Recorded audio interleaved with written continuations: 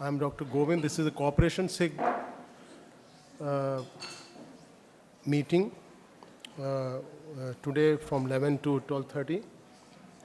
I'm Dr. Govind. I am ex-bureaucrat from the Government of India and ex-CEO NICSI. So I'm the chair, and Mr. Billy is the co-chair of this session and this Cooperation SIG. As you are all aware, this Cooperation SIG is a forum for discussions about the broader internet issues like public policy and internet governance, which are related to the APNIC community interests, but which involve governments, civil societies, and other organizations and communities.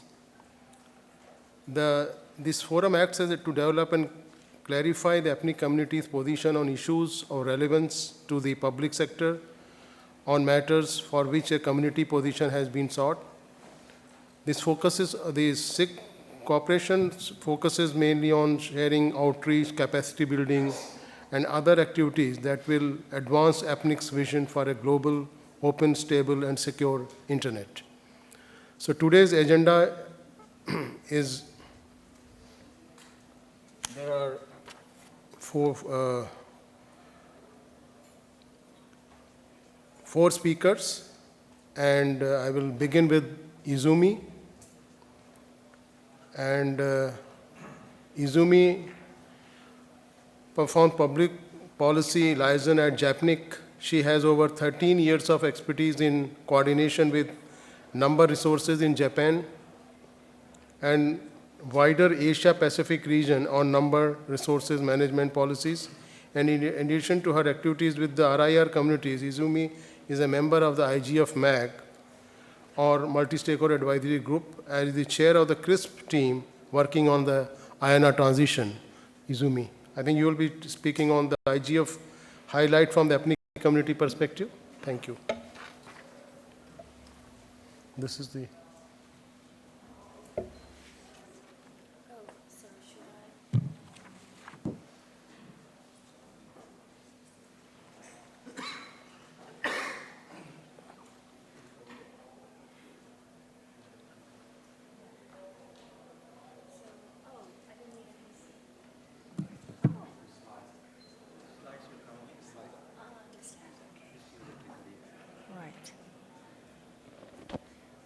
So good morning, everyone. I would like to give an introduction of what was discussed in Internet Governance Forum in November in Brazil, sharing basically what is relevant from our perspective.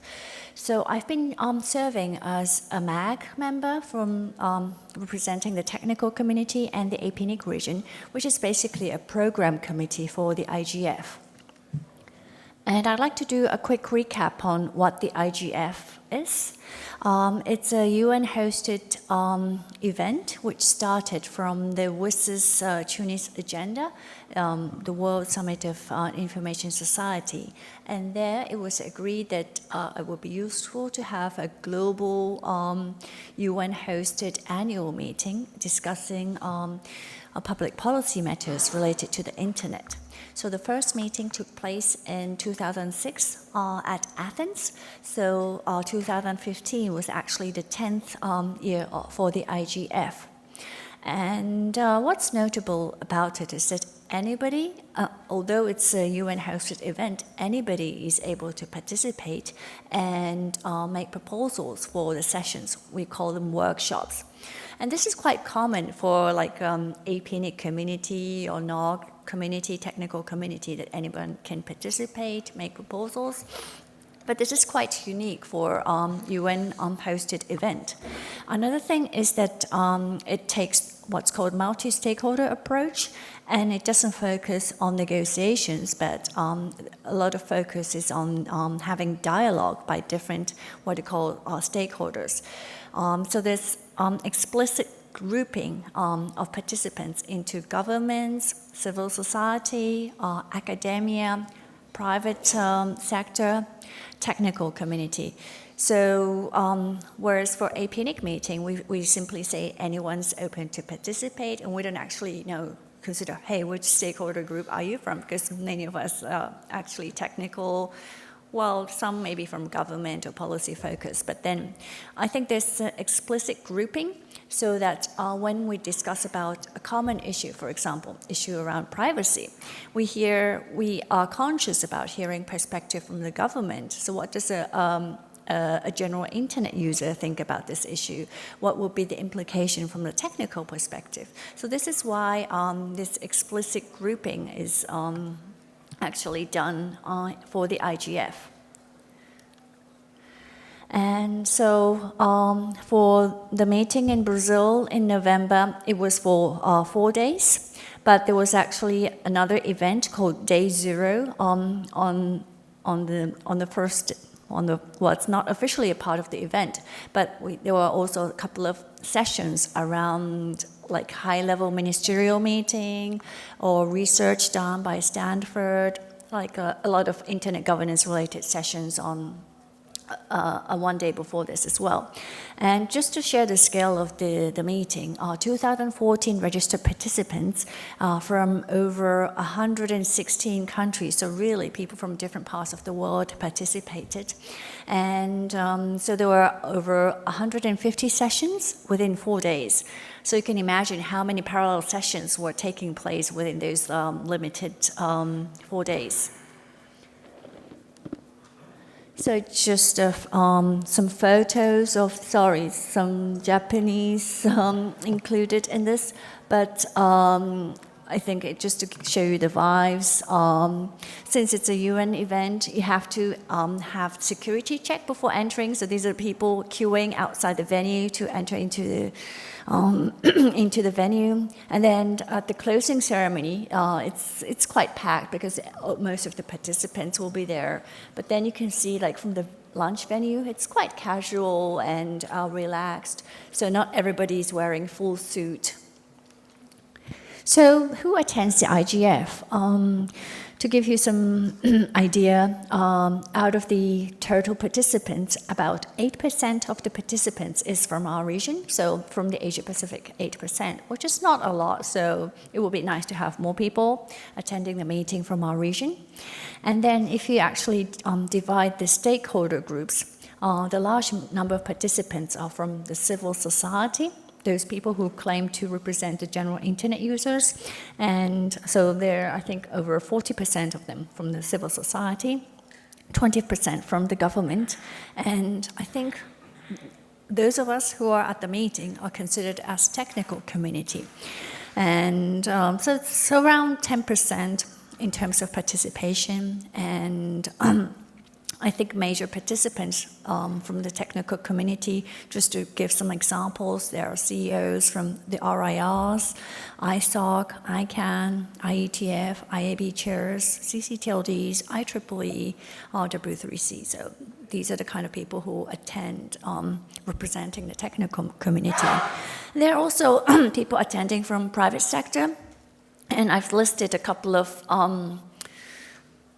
companies, and you might recognize many of their names, mostly major US companies doing business in global scale. For example, 20th Century Fox, Amazon, Cisco, Cloudflare, Ericsson, well, not quite US, but then European, Facebook, Microsoft, Mozilla, etc. So you can actually see many of the companies that you're familiar are participating in the event. And these are the list of technical community MAG members for last year. So there are about 50 members who are the members of the program committee, and it's constituted to make sure that people from different stakeholders and different regions are represented. So you might recognize some of the names, like, for example, Mr. Xiaodong Li from JPNIC, myself, or Herman Valdez from NRO, also there as a MAG member. And we actually provide input in the program to make sure that there's a good balance of technical perspective in the contents of the IGF. And participation from the technical community, just a couple of photos showing, for example, Vint Cerf as the father of the internet, as you all know, was speaking at the, I think, closing to praise for the success of IGF. Paul Wilson in the middle photo being one of the panels.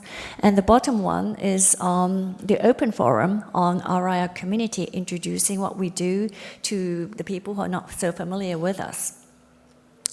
And on highlights, so sorry, I think the slides that I uploaded must have been the old ones. So a couple of highlights for 2015 is that this year for IGF was an important year because it was a year for the renewal of the IGF mandate. It's actually the organization of IGF is not guaranteed, and you need approval by the UN after a certain limit in the approved year. And then 2015 was the final year that we had approval from the UN, so we actually needed approval by the UN General Assembly in December 2015 so that IGF can continue. Why is this important is that this is the only unique platform where anybody, not just the government, is able to participate to discuss about internet governance related matters in comprehensive way. So if this forum is lost, I think it will actually be maybe moving to more government-focused events, or maybe the topic will be limited. So it was quite important that the IGF continues, and it got approved. In this context, it was important that IGF shows some substance and outcome which was considered to be useful. So I think there was a lot of criticism that IGF simply focuses on dialogue, discusses things, but nothing concrete. It's not really useful in solving real problems. So for the past 2 years, since 2014, there was a lot of focus on producing specific outcome documents on particular themes, such as, for example, last year we had one on IPv6 or establishing IXPs. And also a lot of online discussions before having face-to-face meetings. So rather than just meeting one time, once a year, there was an idea of having like mailing list discussions, having calls, and then we build on discussions on a specific focused theme. And so around that, there were like other initiatives such as, so in addition to what's called the Best Practices Forum, documenting the best practices for 6 different themes, there was another one about having a common theme across regional and local IGF with a global IGF, so connecting the next billion online. The idea was that to feed the regional or local discussions into the global forum. There was another initiative to revitalize Dynamic Coalition, which is a group that focuses on different themes in continuous way, on both online and on-site. So these are the things that was initiatives taken for this year. And then Best Practices Forum, sorry again, I don't have the list posted here. So it was 6 themes, and then out of those 6 themes, there were 4 technical themes. One is about mitigating unwanted communication, and one of the examples would be spam, so it's anti-spam measures. The second is setting up a CSIRT, so how to set up a CSIRT, what would be the best practices around that. The third is around enabling creating an enabling environment for IPv6 adoption, which is quite relevant for the APNIC community. And the fourth is, again, is creating an enabling environment for establishing IXP. So this is relevant for maybe those people who attend the APIX or at the peering forum. So there are actually quite a lot of best practices forum that's relevant for us.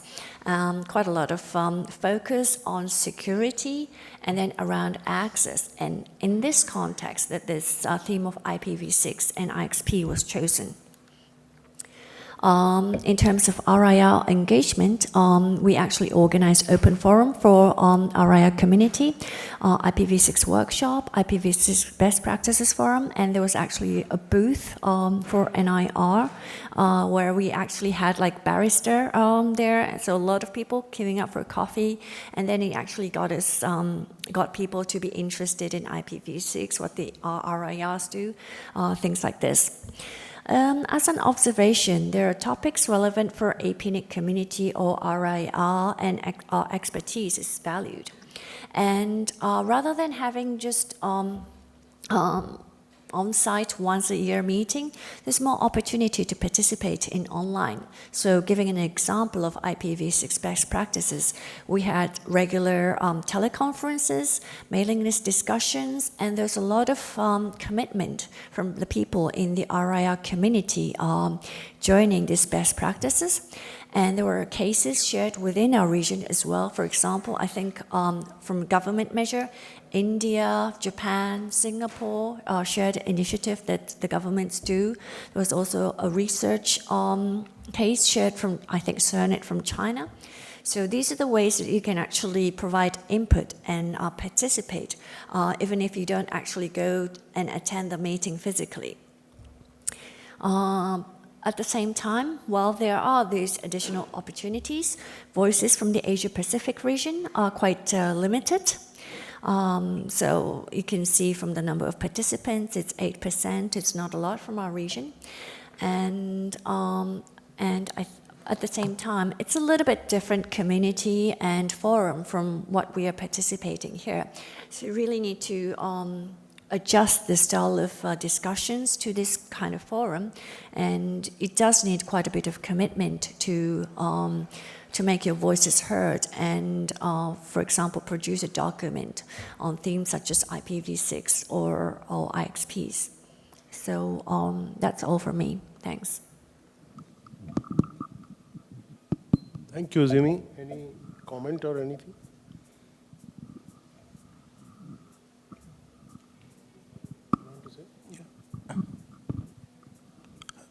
If there's no comment or, okay, you go first, because otherwise I'm gonna. Can you share with us about, compared to other stakeholders who attend the meeting in IGF, what kind of issue that they raise to us as the community of NIR in APNIC? I mean, the major issue that they raise up from the stakeholders to us. So are you asking what other issues being discussed that's relevant for us? Okay, so I think recently the hot topic is around security based on the Snowden incident. So there's a lot of attention on how you actually protect your privacy and surveillance. Addressing surveillance is considered as a security threat, for example, in the NIIEPA. So I think in that area, the NIIEPA is strengthening a way for encryption. And I think one of the workshops this year had a session about how to actually make encryption to be a common practice, but at the same time address the needs of law enforcement agencies. Try to identify people who are doing the crime. So it's like you have to balance out the pros and cons of strengthening the encryption, but actually how do you actually allow the people to decrypt or find criminals online when the encryption is being strong? That's one of the examples that might be relevant for us, or like a security for IoT or IoT in general. It's a really hot topic that's getting a lot of attention in the context of not just security, but the economic effect of having IoT-related services. The third is the example that I shared about IPv6 or IXPs. I think this is getting a lot of attention on the context of access, providing access to developing countries. And it's quite important that we actually are able to share accurate best practices around encouraging creating an environment for IPv6 adoption. I don't know if that answers your question. Thank you. Anybody else? So Billy, you want to say something? Yeah, I wanted to take the point you said in the previous NIRC. You said sometimes, issues that is being discussed in the UNIGF doesn't necessarily reflect our local issues or regional issues. And so people, what do you do to make the people understand or make more interested to bring this discussion? Does JPNIC or Japanese community do anything about that? I think we have to think into steps.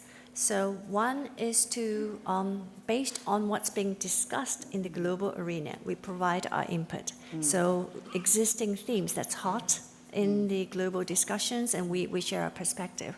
And then once we actually have our voices heard and get recognized, maybe as the next step, if there are themes that are not discussed but would be of our interest, we may be able to bring it up. But I think the second takes a lot of time because we have to get recognized and get trust from others in the global community that what we're suggesting makes sense. And then to raise the voices from the Asia Pacific, I think one of the things we can do is this actually regional IGF, APrIGF. I think the next meeting will be held in Taiwan in July in the global forum to hear voices from regional or national IGF. So we can actually use that kind of sentiment to say, hey, this was what was discussed in the regional IGF, and can we actually share our views? This might be something that we can do, or you can propose a workshop around this theme, for example. Right. Yeah, I agree. Actually, I think in Korea we have like national IGF called KRIGF. We want to make them. I wanted to see active discussion, just like a global level discussion, but it never happened. So I thought myself, probably we owe them more explanation. So like maybe we need to educate them. So I want to just to tell you, KISA, Korea Internet and Security Agency, is planned to launch school on internet governance.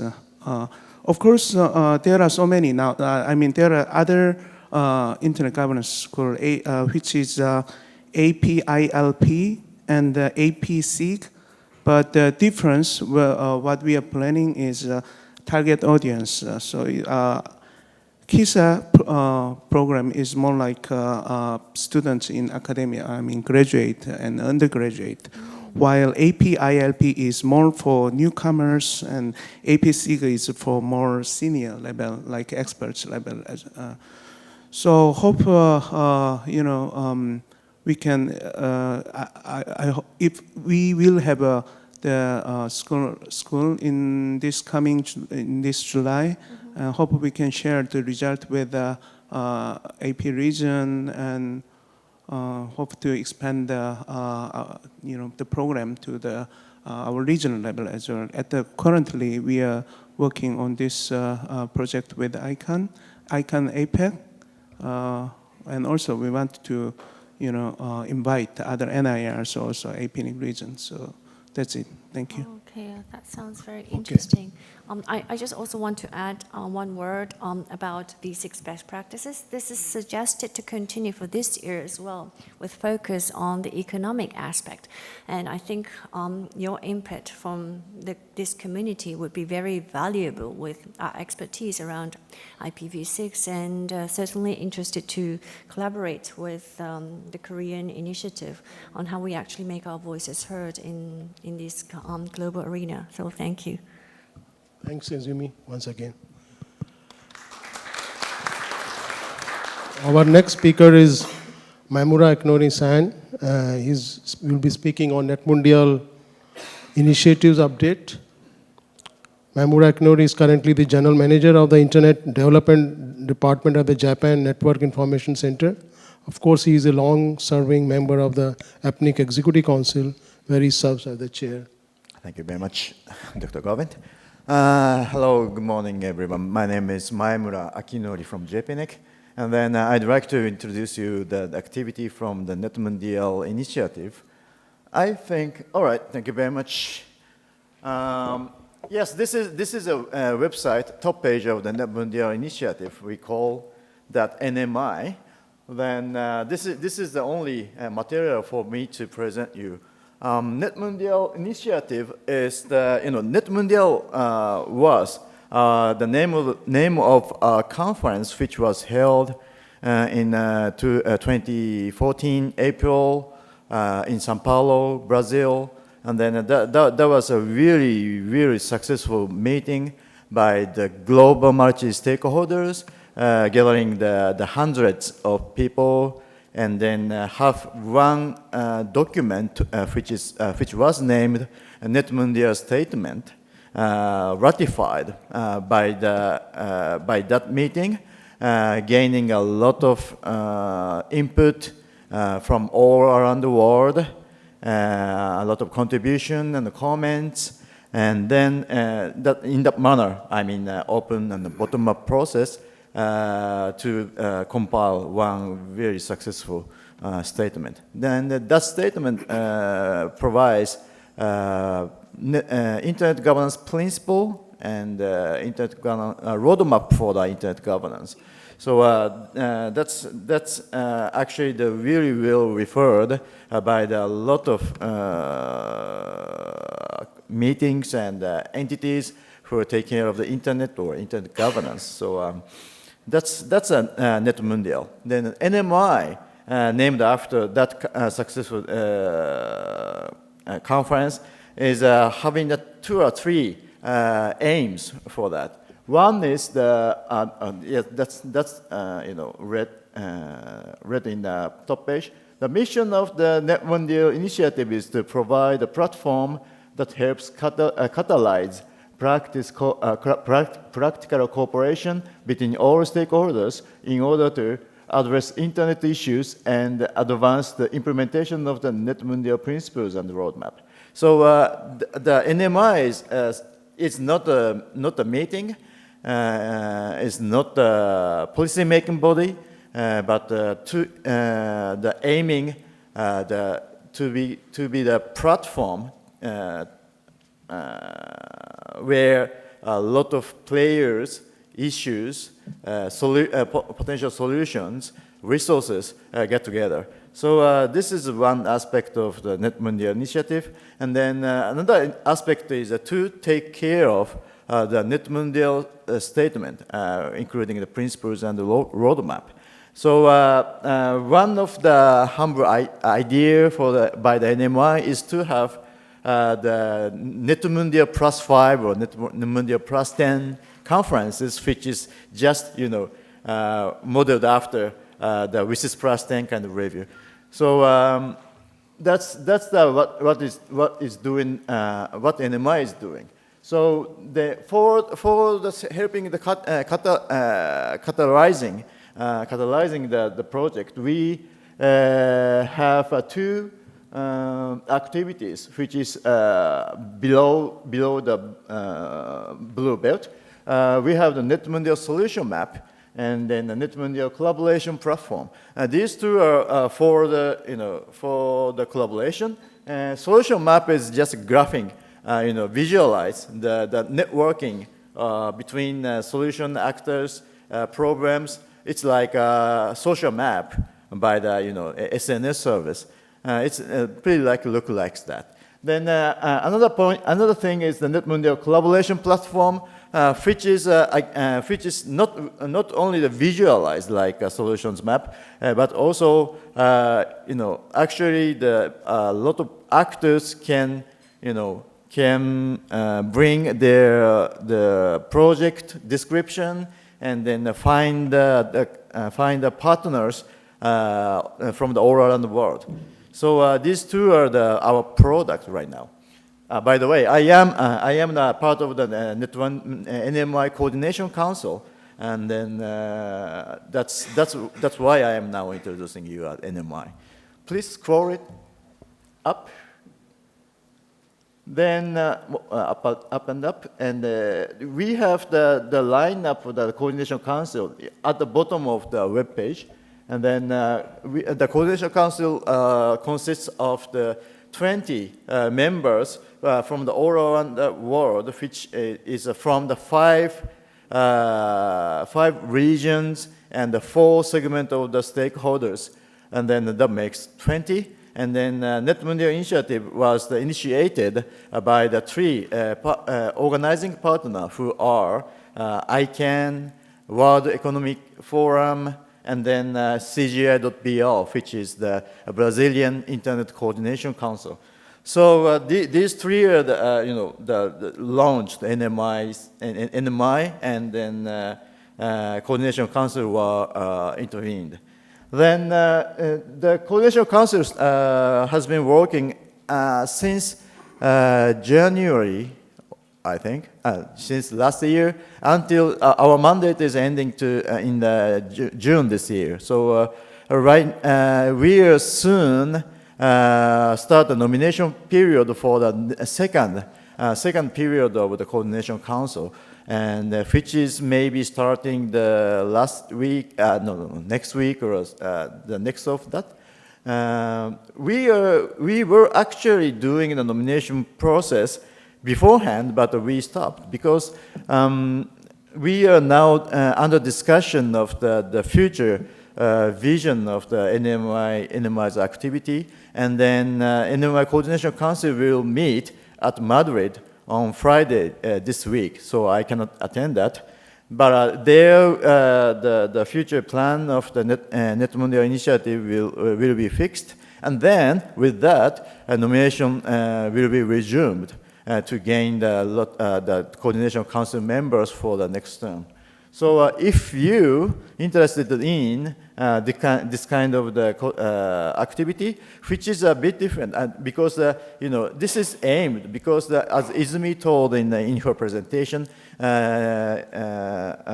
Internet Governance Forum is the place for the dialogue, and then it's really good to have the dialogue among a lot of people, a lot of stakeholders, but NMI is aimed to be a tool, and then engaging the practical activity, that's the one of the aim for the NMI. So if you are interested in such a activity, then please possibly nominate yourself to the Coordination Council to consider that for furthering this activity. And that's, I think, all. Then if you have any questions, I'm happy to answer. Any questions or comments on this Akinori's NMI presentation?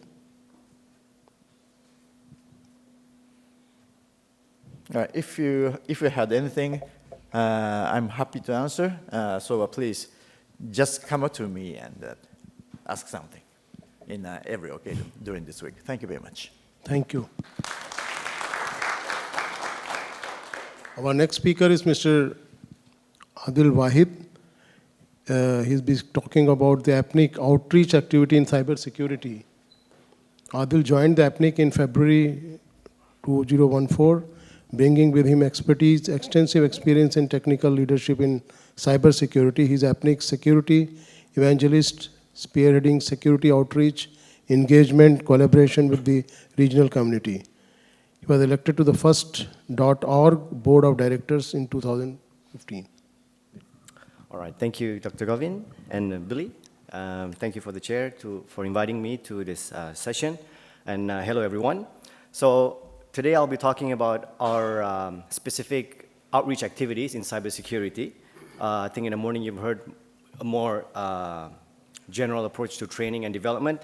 So this particular talk will be just focusing on related activities in the area of cybersecurity. So let me see. All right. So I'm going to be covering these 5 areas. One is I'm going to be talking about who are our target audience, or target audiences are. the areas and themes of our outreach activities, the type of activities, what forms of activities we do when we go out and meet people to talk about security. I'll cover also on the collaboration aspect, because there's a lot of work to be done in security, and therefore we cannot be doing it alone.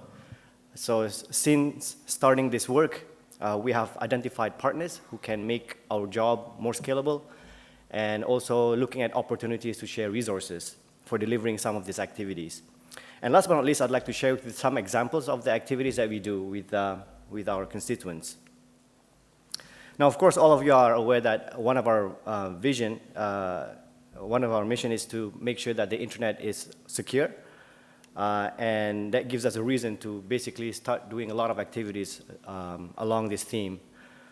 So in terms of target audience, what we are really looking for is, the communities or the stakeholders in the cybersecurity ecosystem. So cybersecurity cannot be achieved by, just one person or one organization.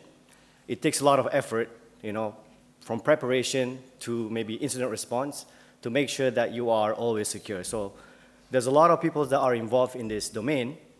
So what APNIC is looking at is, number one, our members, which are the network operators, because they have to operate the network, and at the same time, they have to make sure that the network is always secure. They also have to respond to network abuses, complaints, and therefore they must have policies and procedures in place to be able to respond to those complaints. Secondly, there are also other stakeholders in the community that do a lot of work in this domain. So for example, the CERTs and the CSERTs community, which specializes in looking into specific threat, in their economy or in the region or at the global level even.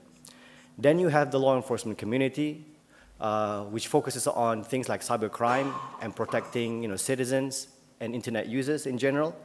You have government agencies, regulators, national security councils, who are also very concerned about security.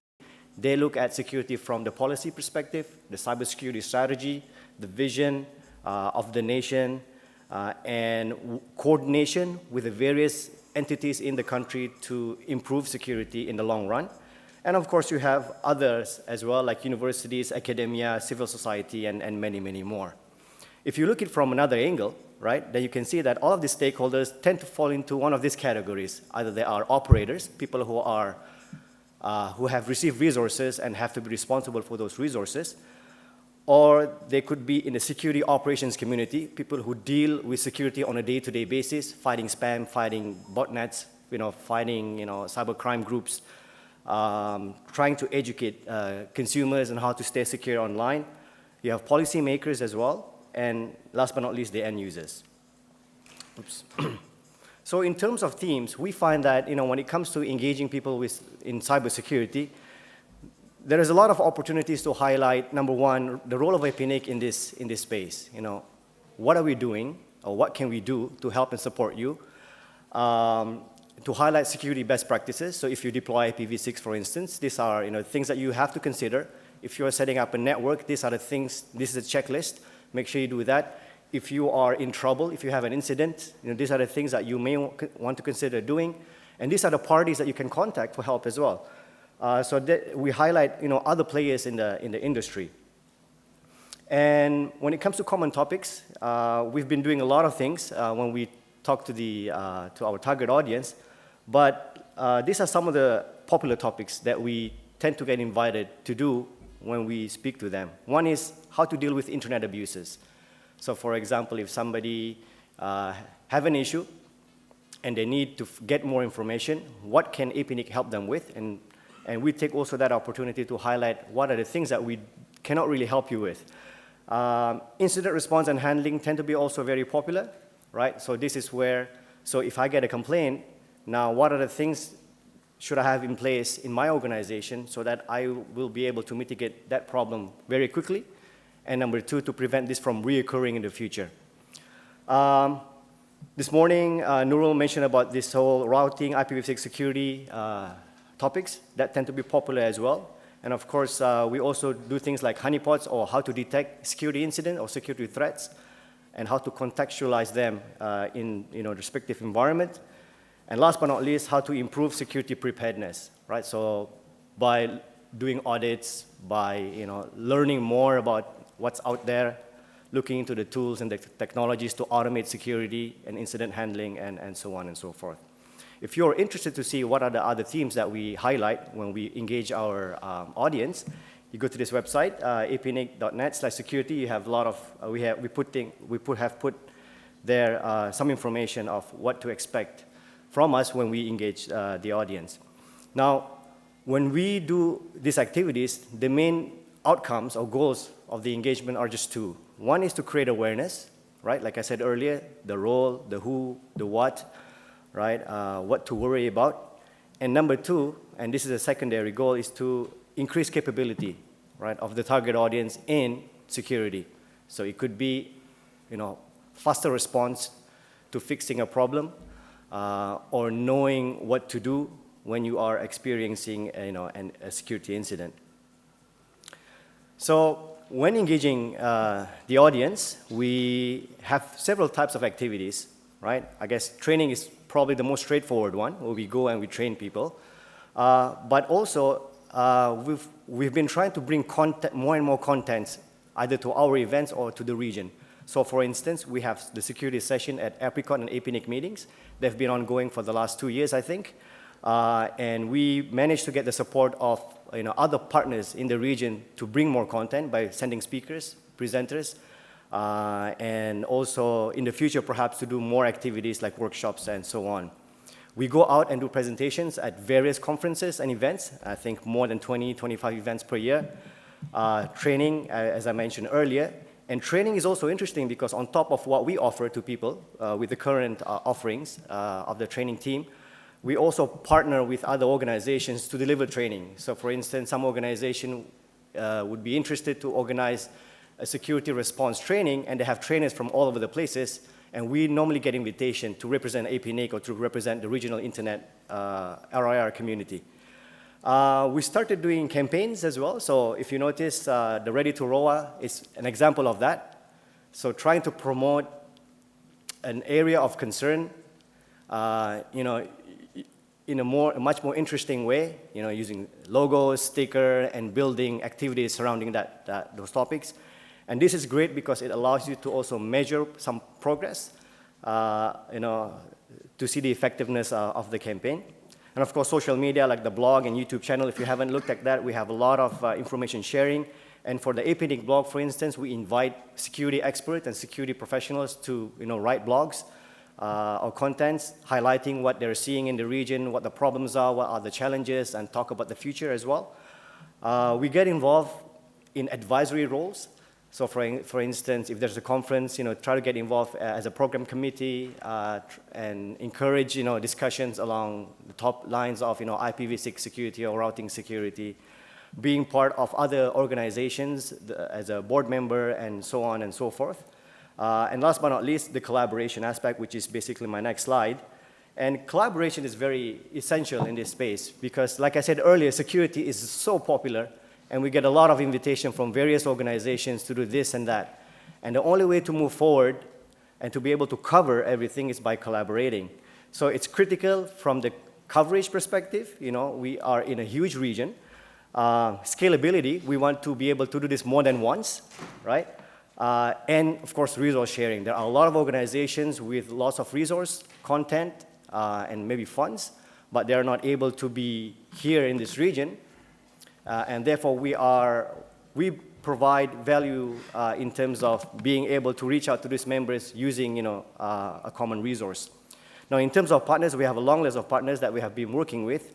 Here are some of them: ICANN, ISOC, APCert, Interpol, KISA, JICA, ID Security in Indonesia, FIRST, and of course, many, many more. So let me highlight some of the activities just to give you a taste of what we've been doing in this space. So in terms of the internet abuse and CSIRT training, so this is one of the major themes.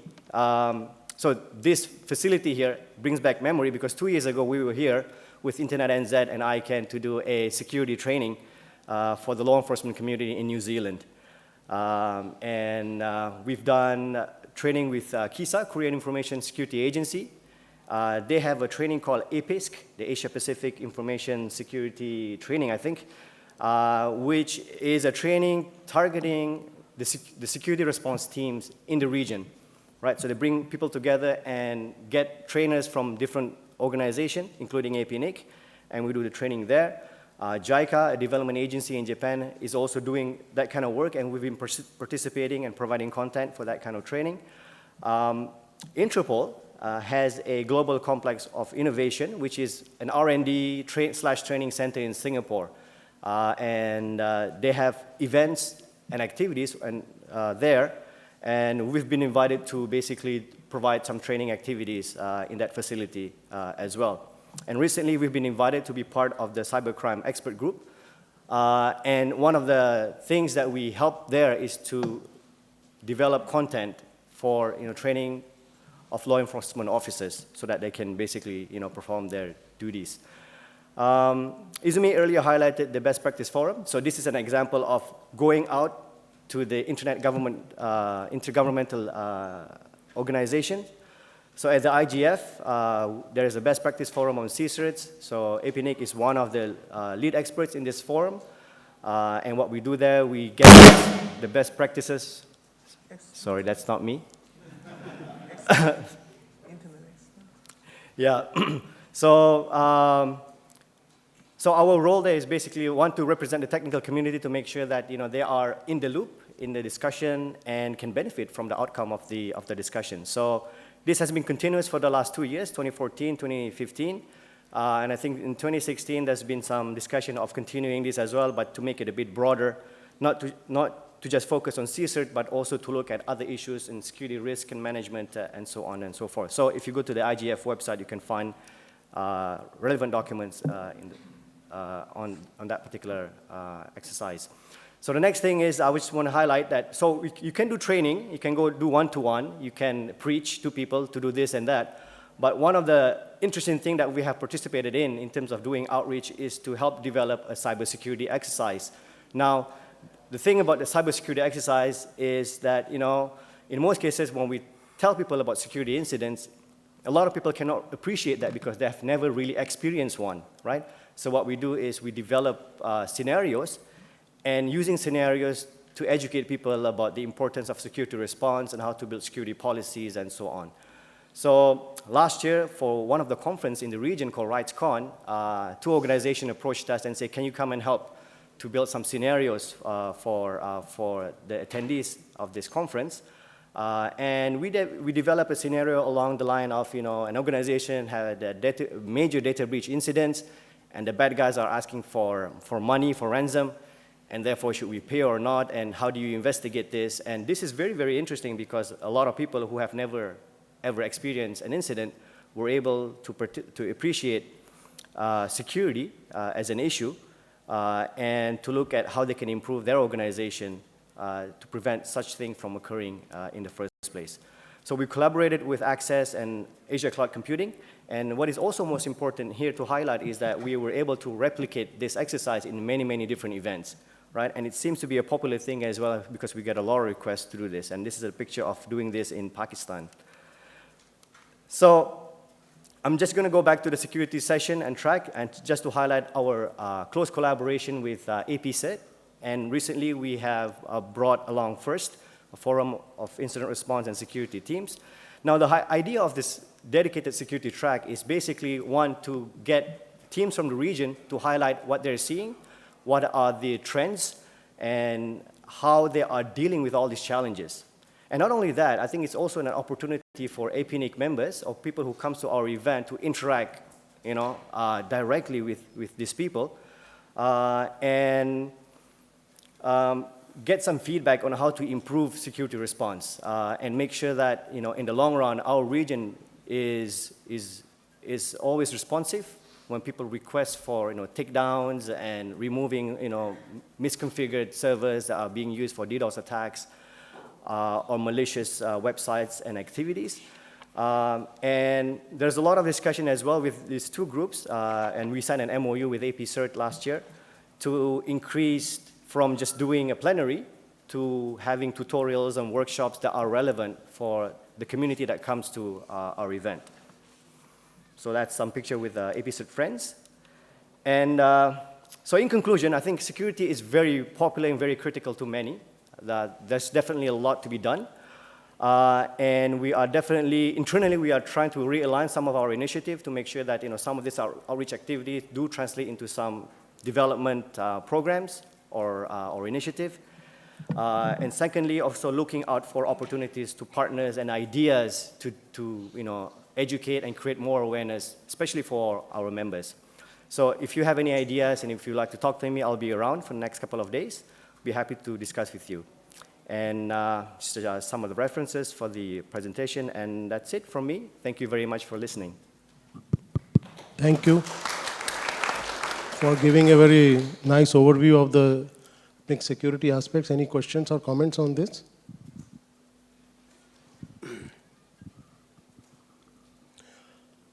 No? Okay, then. Thank you very much.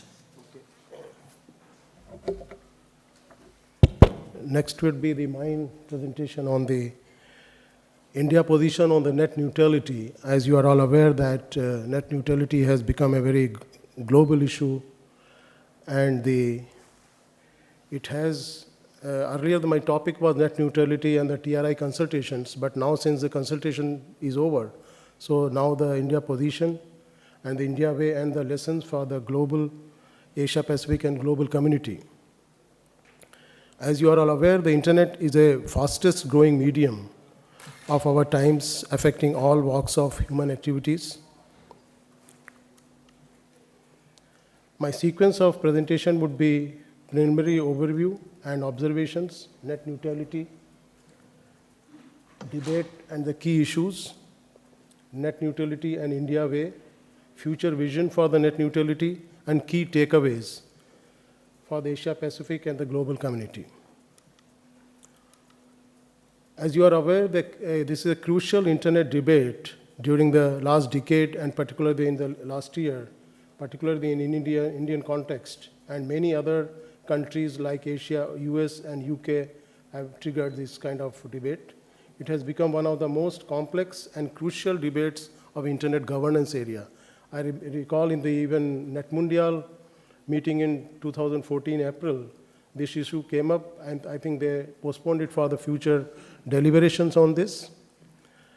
And this emergence of net neutrality advocates, now recent times, earlier there were the players like telcos, ISPs, the content providers, and the end users, the main players or actors in the net neutrality space.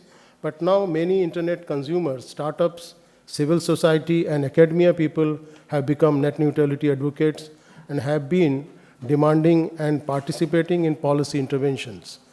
So even in India, if you are aware, in the recent past, in November, December, there was a huge response to the telecom regulatory authorities' questions to the net neutrality issues, which I will be coming later. Advent of at least two schools of thoughts on this.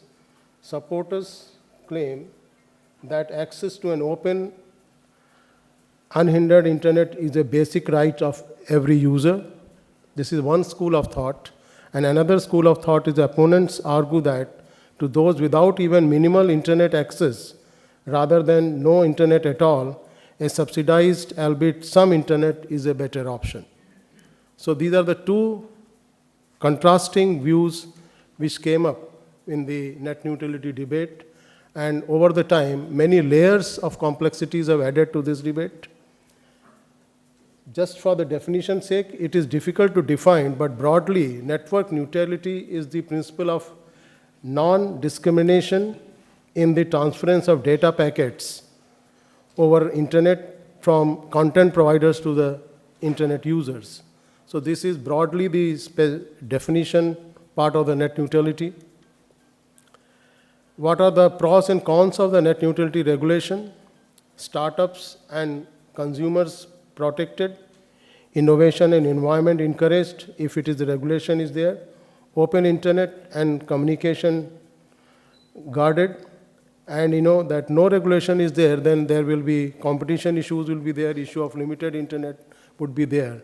So which I would be coming later, how these two debates are further going ahead in this Indian context.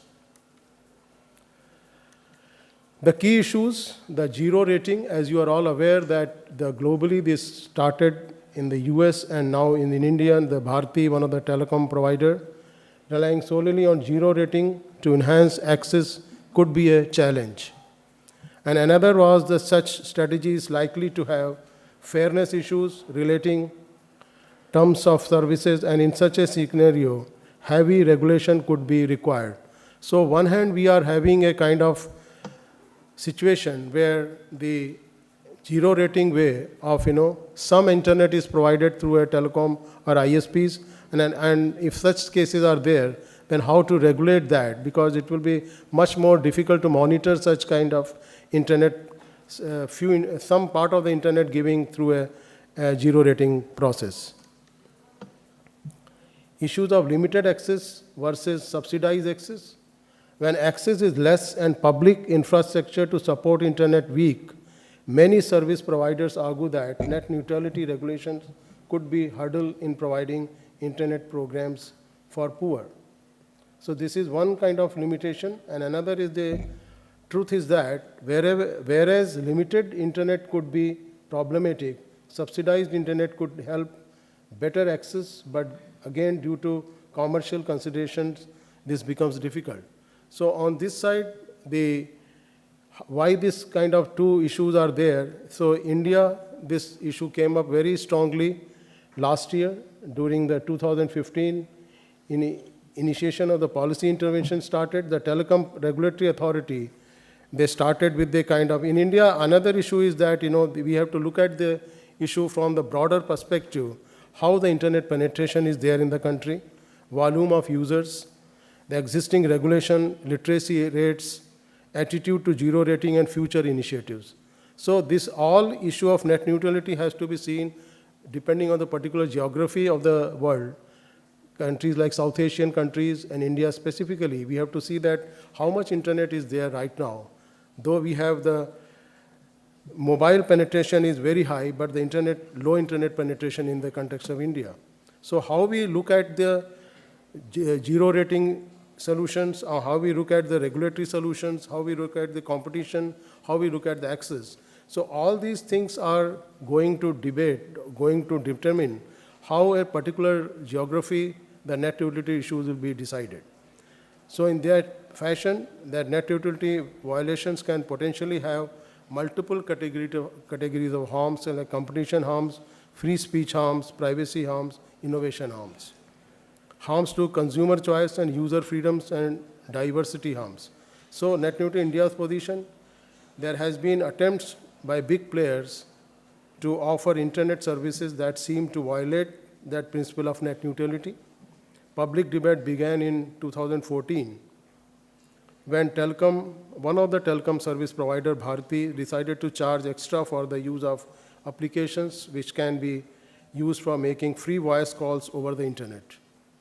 But the prominent was Facebook's, which came later, free basics, giving some part of the internet along with the access. So authority, noticing differential tariffs based on content, websites, applications, and platforms, issued a consultation paper in 9th of December last year on differential pricing on data services, inviting comments from stakeholders. So comments received in the middle of January this year included 15 service providers, 8 service provider associations, 42 organizations, institutions, apart from large number of civil society members. So this is particularly important in the Indian context. One can see that there was a huge response from the civil society crying against favoring the net neutrality and saying that no such against the net neutrality part should not be there. Again, in the consultation paper, the TSPs be allowed to have differential pricing for data usage for accessing different websites, applications, etc. This was the question asked in the differential pricing consultation paper by the TRAI? If yes, how to ensure the principle of non-discrimination, transparency, affordable internet access, competition, and innovation? So even if TSPs are giving this kind of differential pricing, how these 4 concerns are going to be addressed? Alternate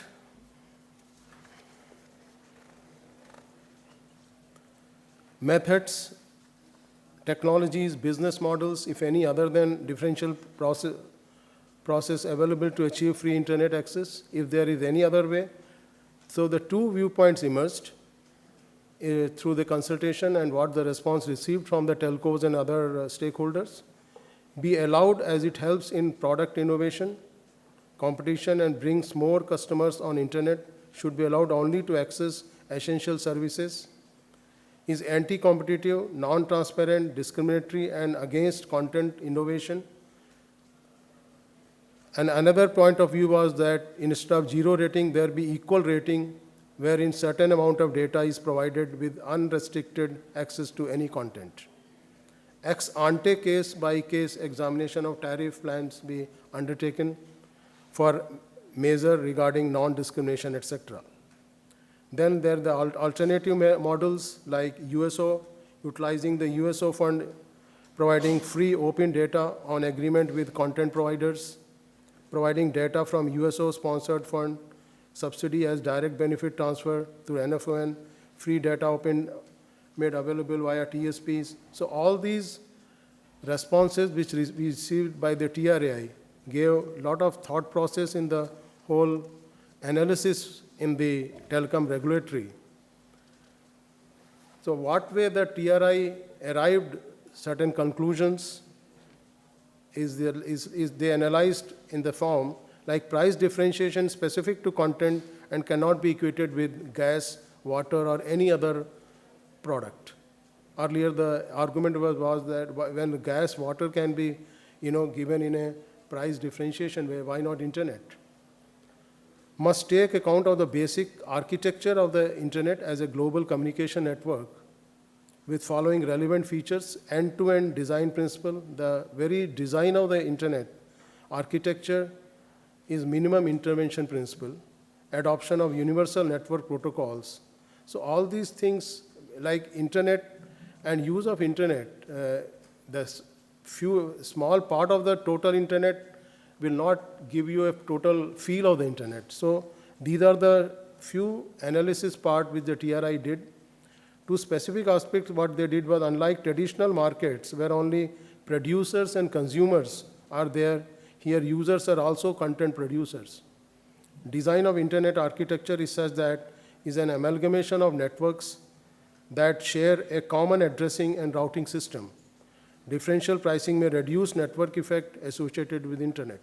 So the very basics of the internet architecture which has given rise to the internet globally and such a big numbers will be defeated if a limited internet is provided through differential pricing. And then there are certain aspects in the licensing part of the Indian ISP license which stipulates unrestricted access to all the content available on the internet, and even the unified license based on the free or regular tariffs, right to free speech and expression under Article 19(1) of the Indian Constitution. So all these factors has led to the TRAI this policy interventions. And then 2016, 8th of February, after massive open public consultations, TRAI introduced the prohibition of the tariffs for data service regulations 2016.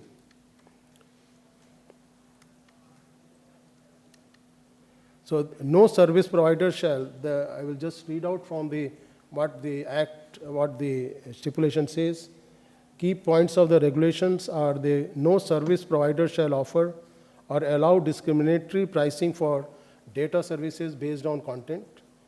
There should not be any arrangement or agreement between any service provider or any person that adheres to the differential pricing for data services. There could be special reduction of tariff for accessing or providing emergency services during times of public emergency. Except that, and there is one more clause which I have not added here, that closed user group where the tariffs can be decided later. That also has come in this formulation. Now, if you look at the net neutrality from the Digital India program of the country, pro-net neutrality policy introduced by the Indian Telecom Regulatory, TRAI, is complementary to the vision of Digital India. Both the new net neutrality policy and the Digital India strategy aim to mitigate digital divide. Look at the three key areas of the Digital India program: digital infrastructure as a utility to every citizen, governance and services on demand, digital empowerment of citizens. These are the three key focus areas of the Digital India program of the country. And they are the 9 pillars: broadband, highway, universal access to phones, public internet access program, e-governance, e-Kranti, information for all, electronics manufacturing, IT for jobs, early harvest programs. So if we map these two, the net neutrality principles with the Digital India, you will find this table shows the two, how they are matching and parallelizing the full concept of the net neutrality and how Digital India is interlinked with that. This shows that non-discrimination with respect to accessing similar content is internet access for all. So once we say internet access for all, so the net neutrality principle adheres to that kind of formulation has come out. No unfounded paid prioritization, peering, affordability of internet, no unreasonable blocking, benefits of connectivity for all. So that way fashion you will find from each and every point of the Digital India and the net neutrality principles are fully interlinked. So what are the future we look forward for this kind of formulation? The formulation digital inclusion initiatives like internationalized domain names to content localization to free and subsidized internet, and from digital literacy drives to digital infrastructure initiatives, India and other countries will emphasize on digital access and inclusion, and net neutrality will further aid to this. So net neutrality principle, what has come out in India, recent formulation, is really going far-reaching in the future in message kind of principle, which is going truly with the kind of ecosystem of the internet which needs to be developed within the country. So what are the key takeaways for the public, the global, for the Asia-Pacific community? Net must be open and practices must be directed towards long-term public and consumer interest. So one thing is very clearly came out from this debate in India was that an overwhelming response from the various stakeholders that net must be open and practices must be directed out towards long-term public and consumer interest. Public engagement, net policies relating net neutrality and other aspects must be made through public engagement and consultations. So recent past in India, the net neutrality debate has really come out where, a lot of public response and all stakeholder response came out, and truly a multi-stakeholder approach was visible in this whole debate of the net neutrality in the country. So that gives rise to a kind of thing, any kind of issues related to internet can be debated like this, and then issues can be resolved. Key considerations: recognition of unique nature of the internet. Internet must not be equated with other utilities. It is different from any other utility. Unless it is open, it can't be used in real form. So how the internet is made different from the other utility, other products which are talked about earlier was that internet is more we use the internet, more we get the value out of it. More network maximization would be there. So more value will be there. So limited internet will not get you any kind of internet unless it is more and more full internet is accessible to you. Distinguishing partial versus free internet. Partial internet should not be allowed. It is like content discrimination, while free and subsidized net must be encouraged as a pro-access strategy. So this is the same point which earlier I talked about, that limited internet would be harmful to the consumer and the larger interest of the public. Content neutrality, any price differentiation based on the content being accessed must be condemned. So content neutrality kind of thing. Along with net neutrality and subsidized access, there must be parallel digital literacy and localization initiatives. So once the net neutrality principle is pronounced by the regulator, there should be parallel way to go for the access, how to provide the subsidized accesses and the localization of the content. So unless these two things are not parallelly done, the net neutrality issues will be there, but the larger public will not be benefited from the access angle. Thank you.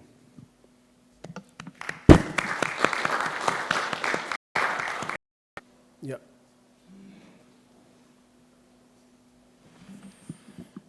Hello, this is Alan Barrett. Dr. Govind, you said that closed user groups would be allowed, but also limited or partial internet would not be allowed. I'm wondering, why can't a provider of partial internet just say they're a closed user group and bypass the rules in that way? So that part is still, that they're in the TRAI regulation, but they are not. They have to redefine the whole thing again, the closed user group part. Then only it will be clear whether what kind of content they are going to allow in that kind of closed user group. Okay, thank you.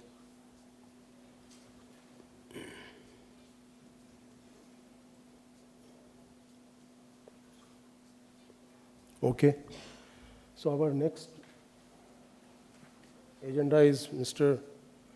Kyo Vi Wu to say something on the invitation to APRIGF.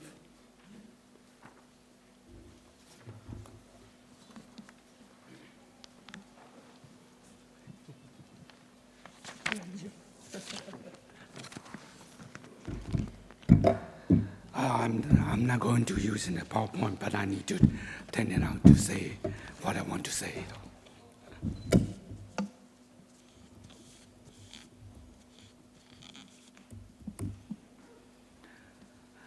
Okay, first of all, I think I pass this flyer for all of you.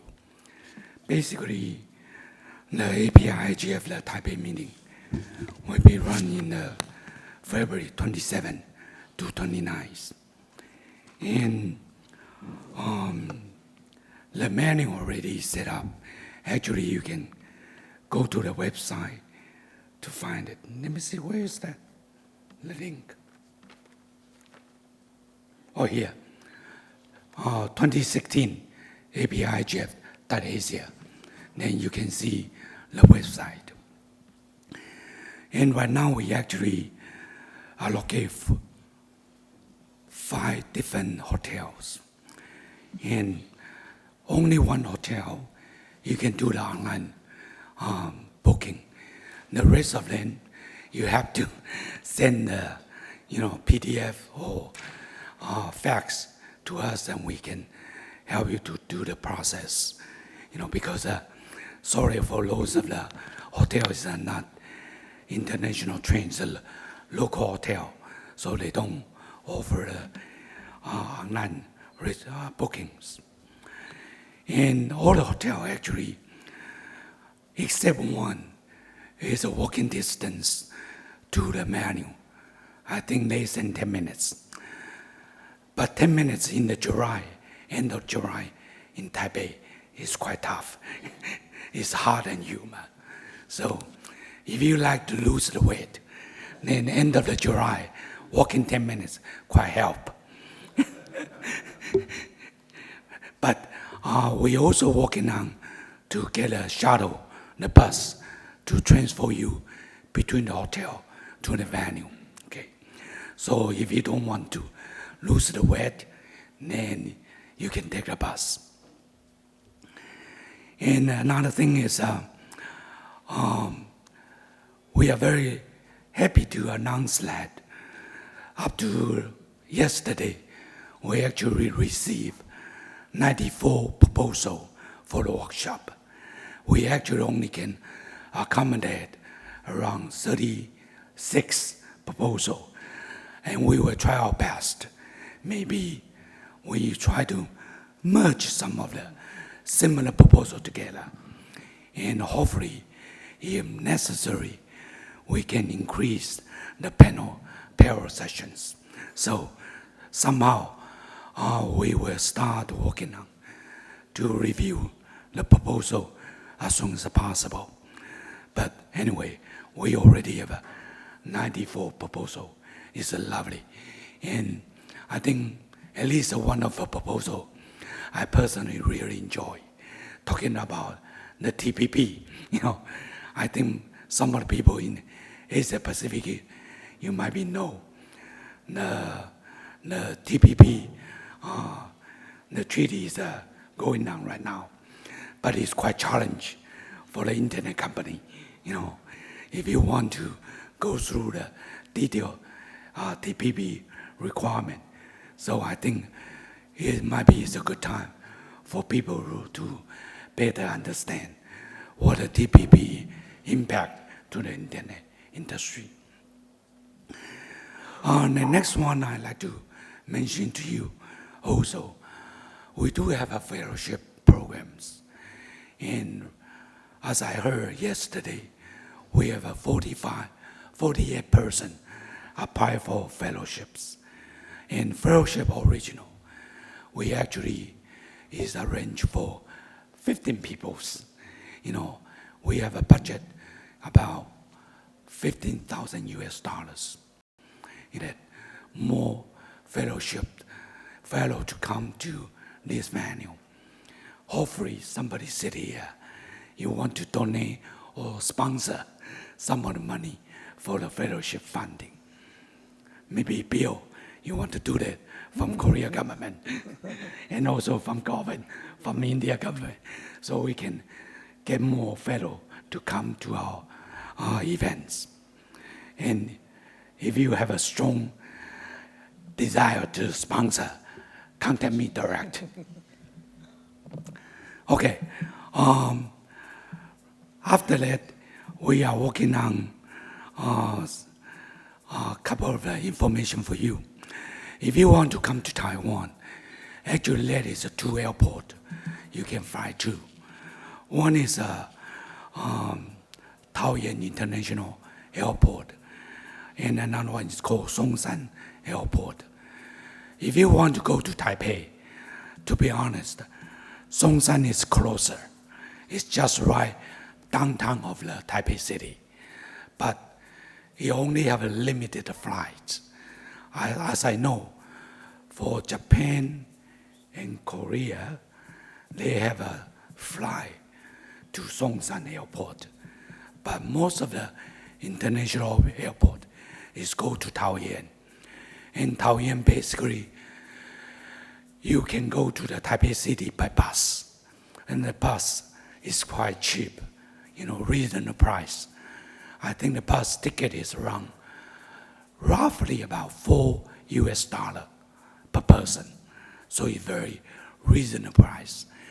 And at least as I know, 2 hotels in the list, you can take the bus, you know, go to the hotel lobby directly. So try to do that, you know. And if you want to take a taxi, it's possible, but it's more expensive. I think it's about $30 to $35 per taxi, okay? And the last one is a visa.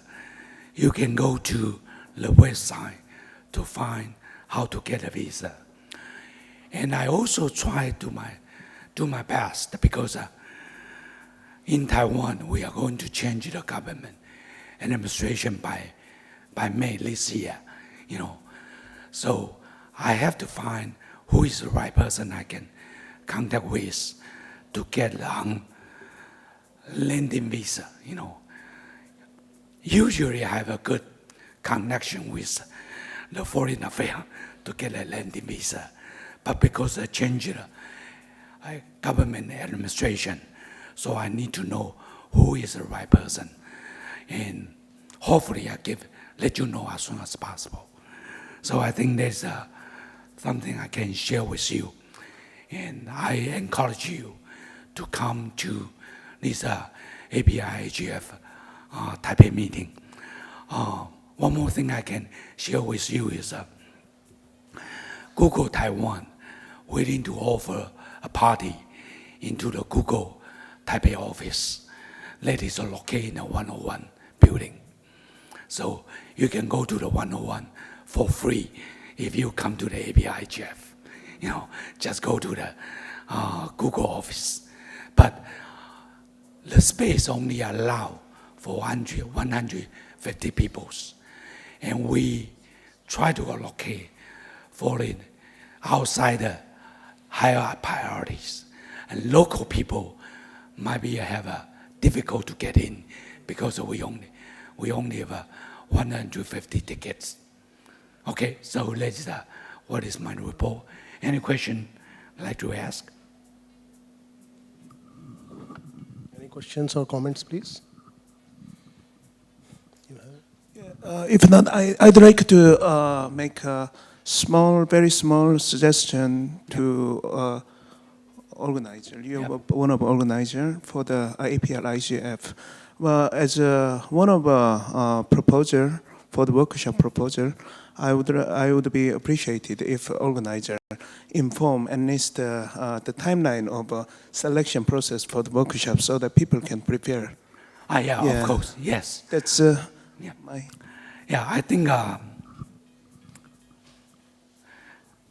will try to ask the secretary to put a timeline regarding for the workshop and also the fellowship as soon as possible. I think sometime before April. Then the workshop and the fellowship will be announced, and we will contact the organizer and fellow directory. It's okay? Yes. And are you willing to sponsor the fellow? Good news. Okay.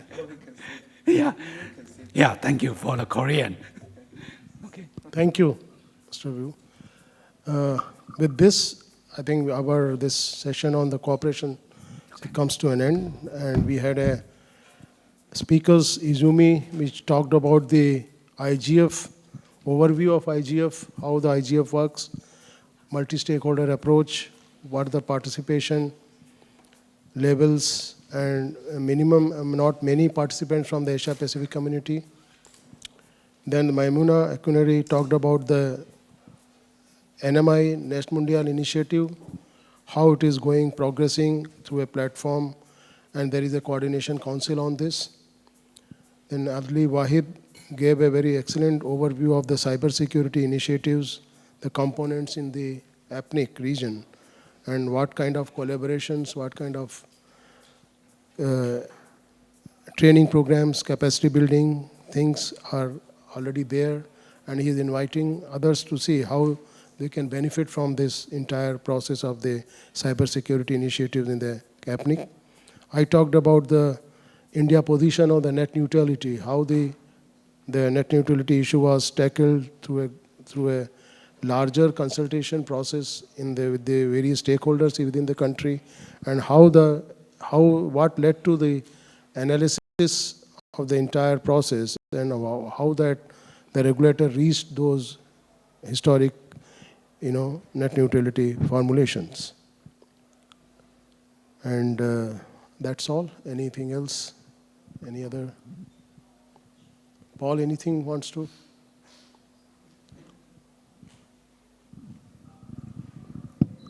Thank you.